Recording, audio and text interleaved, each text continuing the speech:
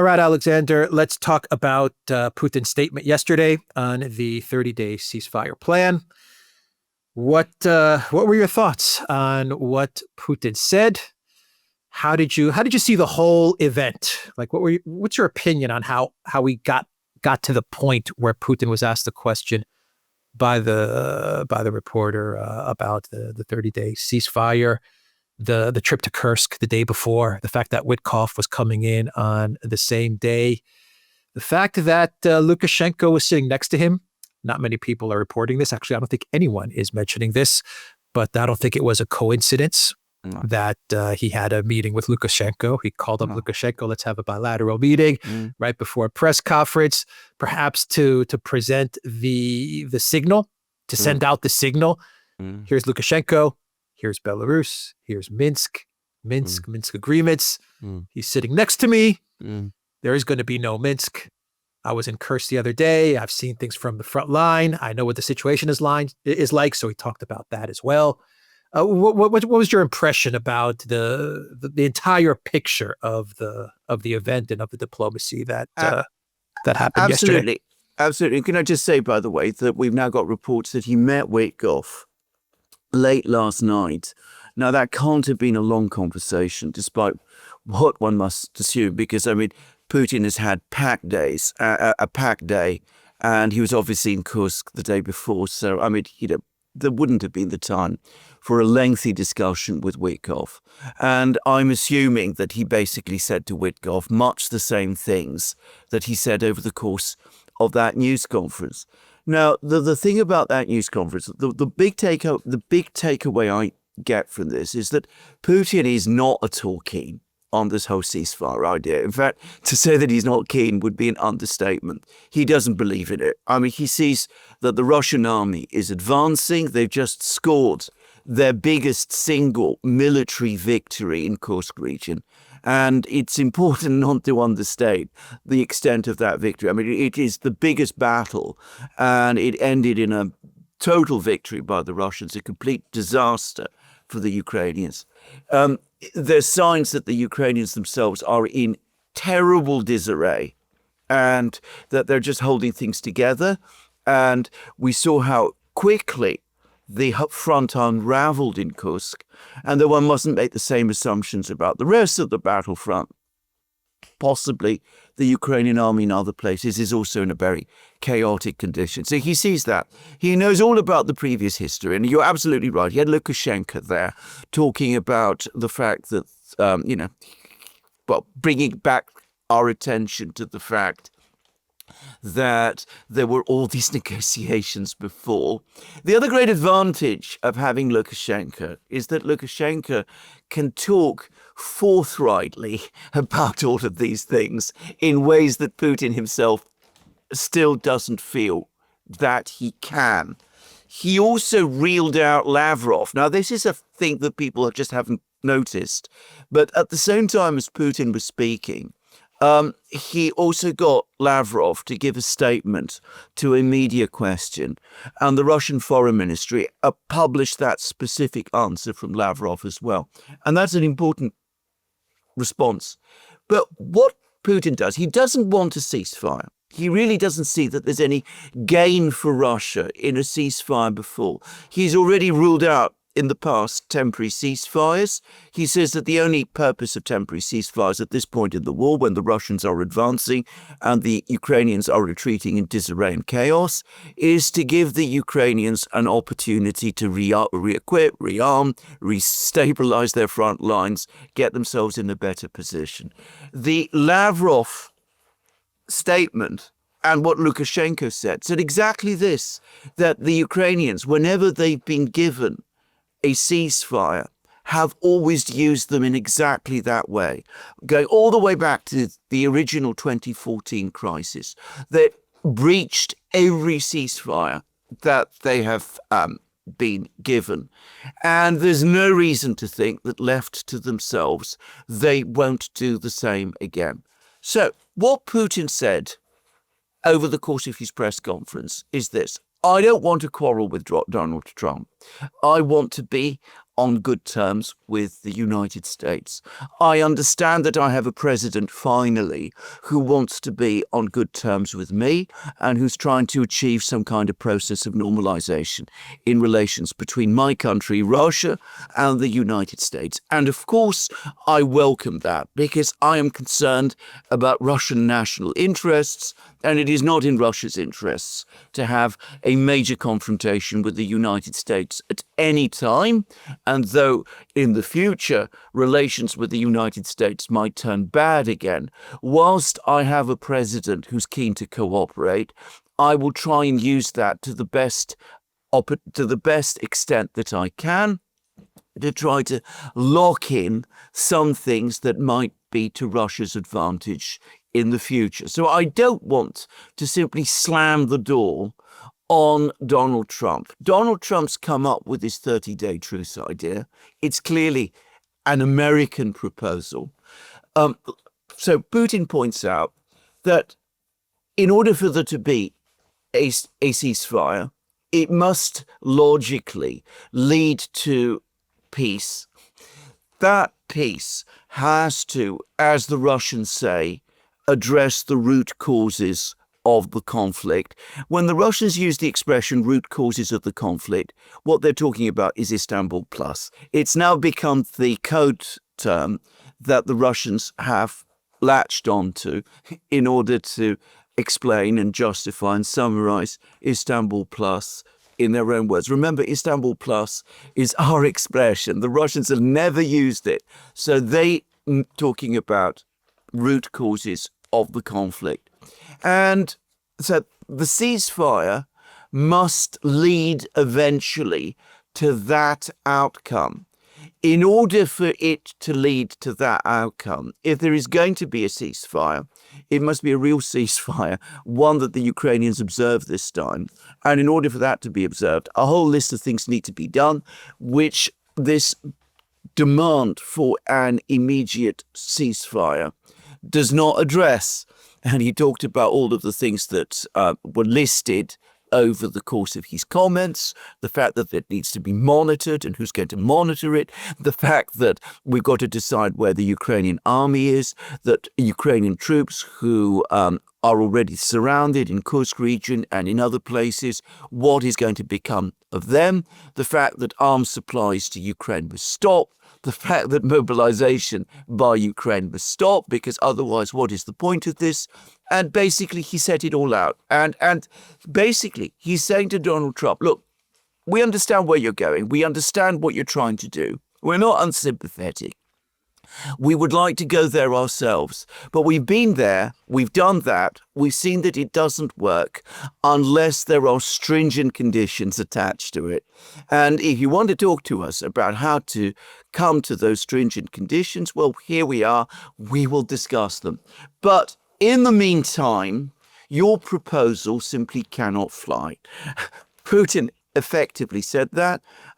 Ushakov, his aide, who is the man who apparently has been speaking to Mike Waltz, said that too. And Lavrov effectively has said that in his statement also. So what we understand is now going to happen. Putin met with Witkoff. He will have told Witkoff the same things that he said over the course of his press conference. Witkoff is now going to go back to Washington. He's going to speak and brief Trump about what Putin said. Presumably, and this is what Putin's spokesman Peskov is talking about today, there will be another telephone call soon between Trump and Putin. And that might not be as easy and friendly a call as the one we had before. But I think that the Russians read the situation very much as Donald Trump being urgent about getting some kind of negotiation process underway, wanting to end the war as quickly as possible because he's got so many other problems piling up. And the Russians also, by the way, probably sensing that one of the reasons why Trump is so keen on a ceasefire is he wants a summit meeting with Putin, and he feels he needs a ceasefire in order to let that happen. Yeah, I want to. I agree with you there. I think Trump feels like he needs something to to tell the American people, look, this is what I achieved. I promised an end to the hostilities. I got an end, and now I can meet with Putin. So he's not going to get all kinds of criticism from the media, from the neocons or the Democrats, or at least he'll get less criticism from them if he were to have a summit with Putin without having that ceasefire in his pocket. But before we get to Trump, because I do want to talk a bit about Trump's reaction to his initial reaction to what Putin said, I just want to ask you some quick questions about what Putin said in his statement. Yeah. And the first thing that I want to ask you is, what do you think about his thanking BRICS? He thanked Trump. Yeah. That was the first thing he said. But then he also talked about BRICS. He said, I also want to say that BRICS is also involved in trying to find a way out of this. He didn't say BRICS. He just mentioned all the countries in BRICS. Mm. China, Brazil, India, South Africa. What do you make of that statement? And today, by the way, he also had a telephone call with Mohammed bin Salman, with MBS. With MBS, yeah. And thanked him, and they discussed oil issues and all of those things. Now, what I think that Putin wants to do is, first of all, he wants to make it very clear that it's not just Trump who is trying to achieve some kind of peace agreement, that, the other BRICS states are also there. China and Brazil have their own Friends of Peace group. So Putin has to take that into account. He's got to keep all his friends happy. He doesn't want to give the impression to his friends that, he's only talking peace because the Americans are asking him to. He wants to make it clear to them that he's also recognizes that they are, also valued partners in this process. But of course, the major signal is to Trump, because Trump is trying to isolate Russia, or at least there's been some talk of that. And there's been talk of America escalating the economic war against Russia, imposing restrictions on oil exports. They did a little bit of that yesterday, by the way. And what Putin is ever so gently telling Trump is, look, we have friends, and our friends are going to stand by us. Don't think they're going away, because they're not. And if you are thinking of launching this great economic war against us, well, you're going to find that we're not going to be isolated. Our friends are not going to abandon us in the way that you might think they are. It will only backfire on you. And by the way, it seems that a large part of the conversation with MBS this morning was all about that as well. They were talking again about OPEC Plus, about taking steps to keep the oil supply situation in the world stable, all of those kind of things. So it's that was what Putin was doing, reassuring his friends that they're not forgotten, and reminding Trump that he has friends. Yeah, not extending that waiver, what you're talking about, those sanctions that Biden put in place, a 60-day waiver for Russian banks, mainly for energy and for oil, and it just didn't get extended. I don't think Russia's going to worry too much about that. No. Yeah. No. So no. It was, I think, an attempt by the Americans to show that they could still go further. I think the Russians see that all as bluff, actually. Yeah, I agree with you there. The fact that Putin went to Kursk the day before, how important was him actually being in Kursk in relation to the statement that he made? Because after he thanked Trump, after he thanked BRICS, he started off his response with his presence in Kursk, and then he broadened it out to the front line. So you could say that he went to Kursk, he summarized the situation in Kursk, and then he extended it to the front line and then connected it to the 30-day ceasefire and basically explained why a 30-day ceasefire would not work. So What are your thoughts there? Well, he didn't just go to Kursk, but as pretty much the entire Russian internet is commenting on that, he went to Kursk dressed in military uniform. I mean, this is very unusual for Putin. I mean, he nearly always, in fact, he always goes in civilian dress. Sometimes he puts a camouflage smock above his civilian clothes when he goes to meet frontline troops. But it's very unusual for him to dress up from top to toe as a soldier. And what he was doing, what he was signaling, again to the Americans, but also to the Russian people, is that his resolve remains unwavering. I mean, he is going to see this through. He's saying that to the soldiers. He's saying to the soldiers, I am with you. Obviously, I massively appreciate what you're doing, but, you know, I'm your commander-in-chief, and I'm fully with you in what I'm doing. And he's telling the Russian people, I'm not wavering in what I'm prepared to do also. And of course, he's communicating the same thing to the Americans as well. Now, I am not able to say this myself, but a number of people, Russian speakers, are saying that there was a slight element of mockery in some of the language that Putin was using over the course of that press conference. I mean, when he was outlining all these plans, and particularly all these conditions, and particularly when he was talking about nuances, apparently he was using very idiomatic Russian. Russian is a very complex language, by the way, just people to know, very sophisticated. You need to be sometimes a Russian speaker steeped in Russian popular culture to understand all the innuendos that take place. But he was basically saying to me, we got all of these things to do. Are you kidding? Do you really think we can get a ceasefire working here? I mean, that was apparently the tone of a lot of what he was saying. And again, I don't know that the Americans will have understood that, but it's something that's communicated to the Russian people. So remember, he's electoral base. He's got to think about them and about what they think about this. But of course, dressing up in uniform, going to Kursk, talking about all of this at length in the press conference of the military situation is again a pointed reminder to the Americans about who is actually winning the war. The Russians are. It's Putin who has the initiative here, not the United States, because ultimately this is an armed conflict.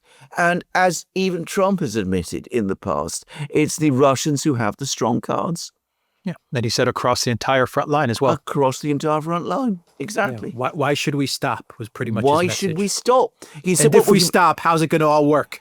Well, exactly. How is it going to all work? And the other thing is that if we go back to other points he said, I can entirely understand why the Ukrainians might want to ceasefire. The Ukrainians should have been the people who asked for a ceasefire, and not the Americans who insisted on it. But, really doesn't work for us in at all the same way. I mean, we're not saying we are going to reject this outright because, we understand that Trump wants this and we want to work with him. But really, this isn't something we would be proposing ourselves. It's not the kind of thing we would be interested in doing at this time. And as I said, he's basically saying in those comments that he made that he thinks a ceasefire is unworkable. Yeah. So he said at the end of his statement that perhaps it's time for him to call Trump. He said, maybe I'll give Trump a call. That's what he said. Yeah. But he's going to speak.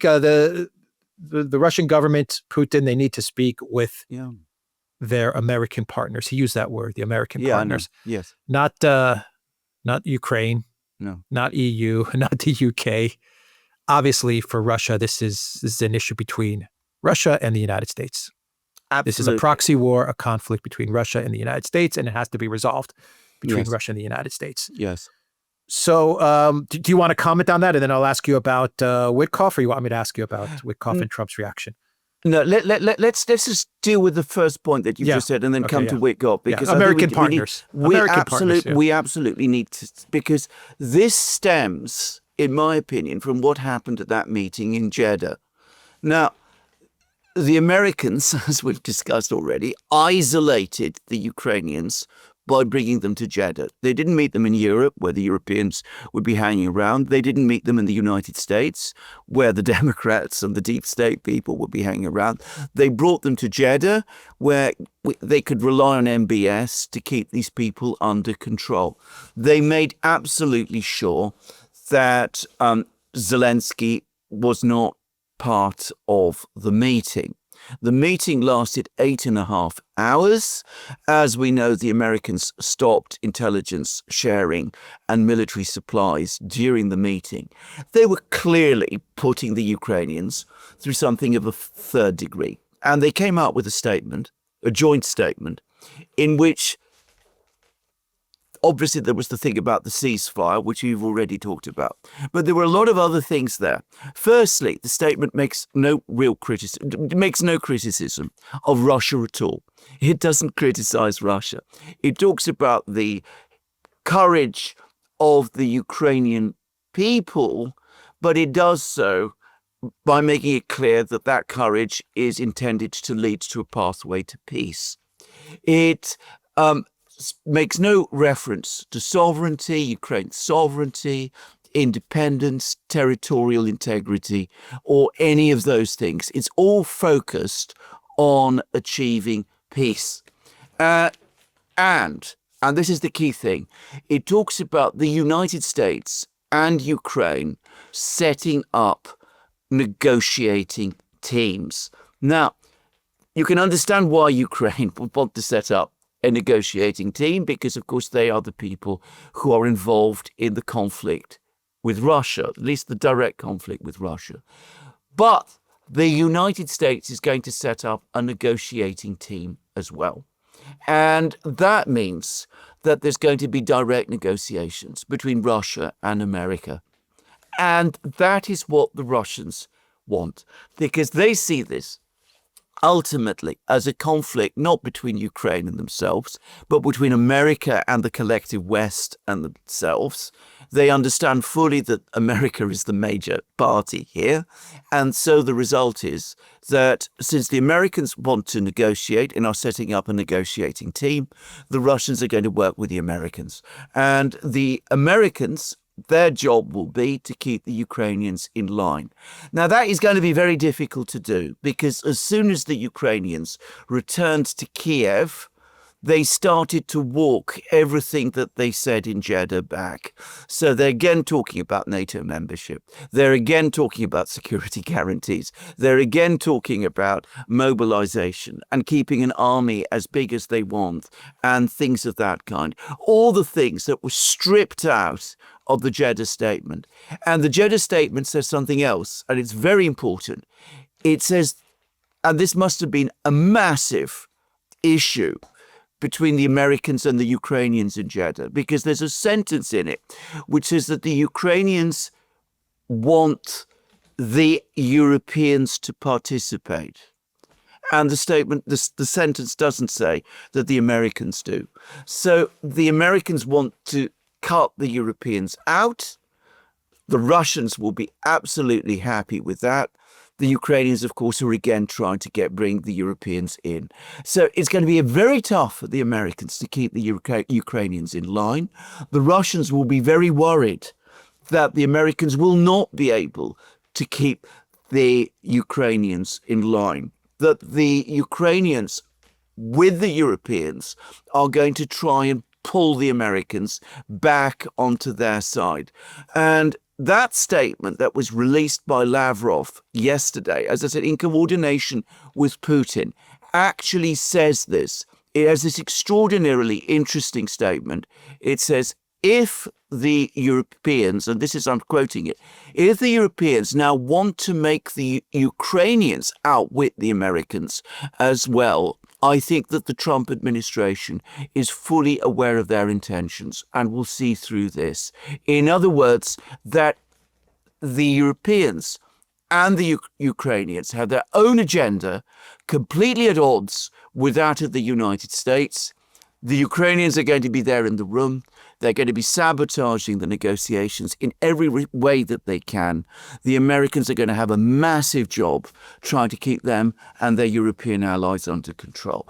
But basically, the way it's going to be set up, the way the Americans are setting it up, and the way the Russians want it to be set up is as a direct negotiation between the Americans and the Russians, like what happened eventually in terms of ending the conflict in Vietnam. Right. So Witkoff met with Putin in the evening. We don't have any details as to what happened there. Yeah. But Trump was asked about the statement from Putin. Trump was in the Oval Office meeting with NATO CEO Mark Rutte, and he said that he was very positive to what Putin said. And Trump also indicated that he would also like to meet with Putin and talk with Putin. Trump also said something interesting, which is that on the U.S. side of things, they're speaking with Ukraine on the subject of territory. Now, they could obviously be speaking about Ukraine telling the United States that they will never accept the territory that Russia currently holds, and the U.S. may be trying to convince them to accept it. But they could also be talking about Istanbul Plus, trying to get Ukraine to just accept the fact that Istanbul Plus is going to be the terms. Those are going to be the terms, and that means that you're going to have to make some very difficult concessions, which is that you're going to have to vacate all of the 4 oblasts, which Russia considers to be part of the Russian Federation. So when Trump says they're talking about territory, it could mean the existing territory, but it could also mean the 4 oblasts in their entirety, in accordance with Istanbul Plus. So my question to you is that we got a ceasefire. Everyone has accepted a ceasefire, even though Ukraine is walking many things back. Finally, they've accepted a ceasefire. The Europeans have accepted a ceasefire. The UK has accepted a ceasefire.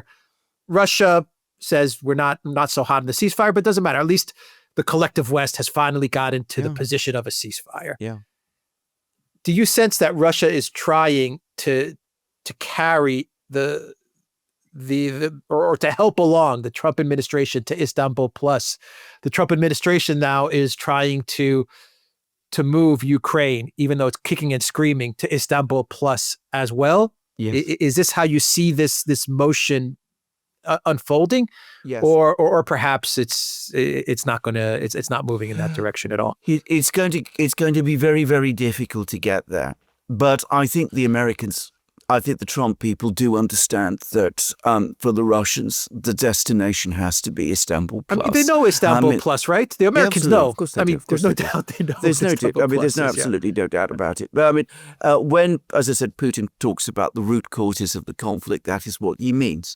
I mean, he actually said over the course of the press conference yesterday that any ceasefire has to lead ultimately there. I mean, otherwise, there's no point to it.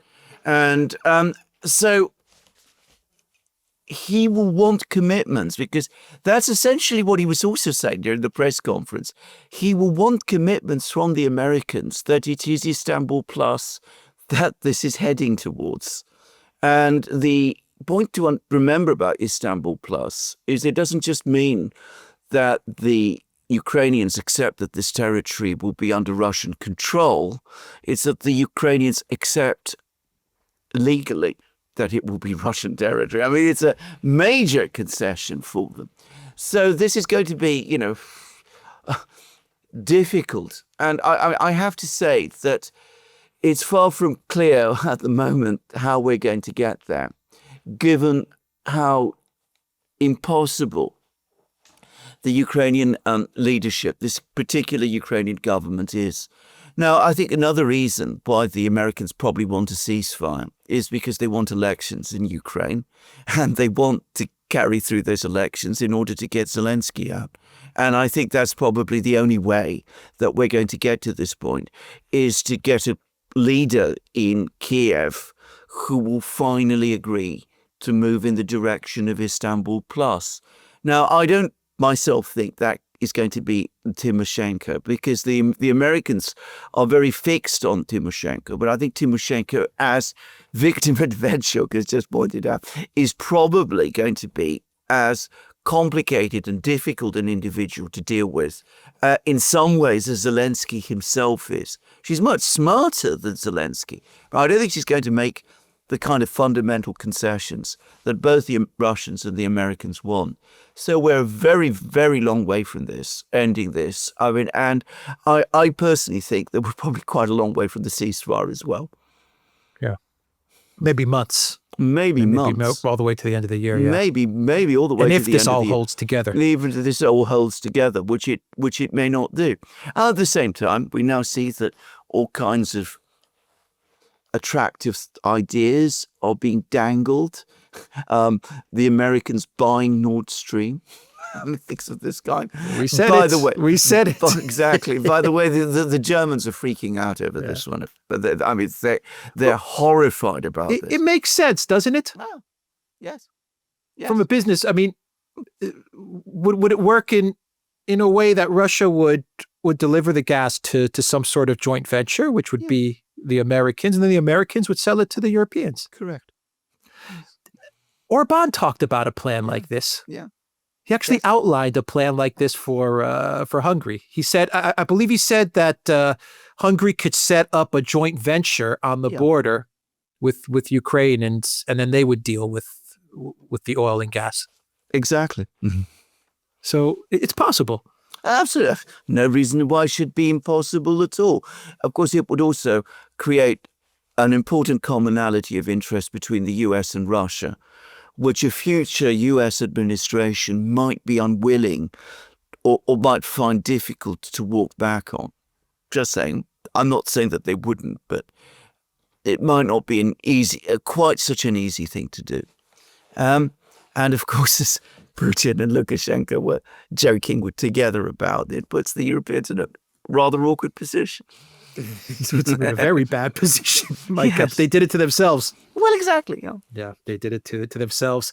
If this doesn't, hold up, for a number of reasons, and all of these talks collapse, or this type of plan to get to Istanbul Plus falls apart, or they can't get elections, or whatever it is, do you think that the Trump White House would then be prepared to walk away, or do you think they're going to reverse course or stay the course and escalate? I don't think they're going to stay the course and escalate. I think that doing so is so completely contrary to their rhetoric, but not just their rhetoric, but their inner beliefs. I mean, they're continuing to say that basically they were taken for a ride over Ukraine. It is not they, but the United States, the not the Biden administration. I mean, they're making it quite clear that the Biden administration knew exactly what he was doing, but that the Biden administration, the neocons and the Europeans took the United States for a ride over Ukraine, involved the United States in a pointless war at enormous cost, which just doesn't serve any American interest. So I don't see how they can continue to escalate. I mean, I think that is illogical. They might threaten to do so, but it would be bluff. And the moment it ran into problems, I think the Americans would quickly reverse course again. At least this administration would. And frankly, I don't think they want to go there. I mean, Trump has said he doesn't want to go there. So I don't think they will do it. But if it starts to go wrong, they have two options. One is to walk away, exactly as you said, which personally I think they should have done right from the first day. I mean, another point Putin made, by the way, over the course of this press conference, and it was directed at Trump. He said he's got his own country to run, and he's giving up so much of his time to this. That was exactly what we warned would happen, by the way. That is exactly what Steve Bannon warned Trump would happen. We see all the problems he's having with the Europeans and the Ukrainians. We warned about that too. And now exactly that is playing out. I mean, I ought to make it clear, by the way, that I think that Trump wants to end this thing, but I still believe that it would have been better for him and the United States as well if they'd simply walked away from it right from the beginning and not wasted time with any of this. And I think he was drawn in to do it by Kellogg. And maybe he's starting to sense that Kellogg gave him bad advice, because we're now getting reports that Kellogg has effectively been sacked. So, I mean, anyway, but let's not push this. I think more likely, given that Trump is committing himself now to some kind of a peace process, is that his prestige is now going to be invested in this peace process, which it was a mistake ever to allow it to happen. But it means that he's going to have to deliver a peace of some kind in the end.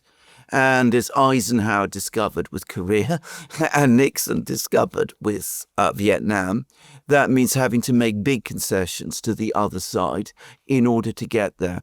So I think that Trump cannot let this thing fail. And whatever bump there is in the road, he will have to move the process forward and eventually reach that agreement with the Russians, which will be Istanbul Plus or something like it. Because anything less, as I said, would be would cause major damage to his prestige. Yeah. All right. We will end the video there. The Duran.locals.com. We are on Rumble, Odyssey, BitChute, Telegram, Rockfin, and X. Go to the Duran shop, pick up some merch like what we are wearing in this video update. The link is in the description box down below. Take care.